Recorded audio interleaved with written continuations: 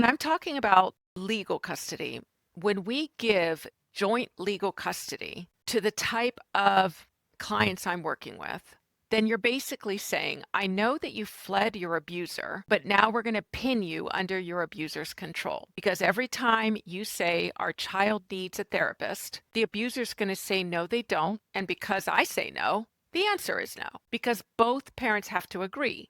So every time the protective parent tries to do anything, the abuser, usually with glee, basically says, nope, you don't get to do that. And that's what joint legal custody looks like. So it usually ends up where the children just don't get to move forward with things as simple as dentistry or therapy. They don't get to enjoy the extracurriculars that they want to because the abusive parent says no.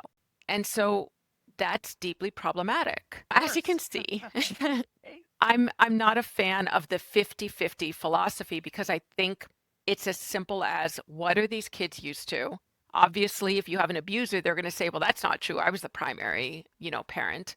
So there needs to be proof of who is the primary parent. And proving who is the primary parent is not always easy. But I will say, out of all of the things that we need to prove when we're working with our clients, it's among the easiest things for us to be able to prove. I can completely agree with that because if one is an alcoholic or a drug user, or you really don't want the children around that parent as much because there's nothing good going on there for them. So, whoever is the more stable household, the more loving, that can give them the care that they need, then that's the home that they need to be in. It just sucks because people end up using their children as pawns, and it's not fair. Yes, they put the children in the middle. There's a term called parental alienation, which is a controversial term to use.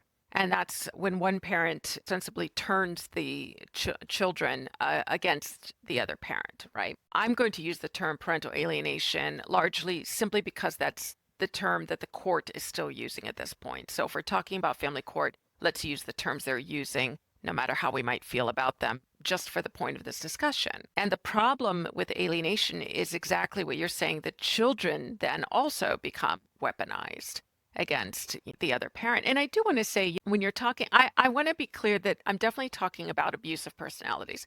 You had mentioned, Tiffany, people who have problems with substance abuse and addictions. There are people who lose custody because of those addictions. Let's say we have a mom who was the primary caregiver and then suddenly got into addictions and had to go into rehab, and for a while she needs to prove that she's safe again before the children can come back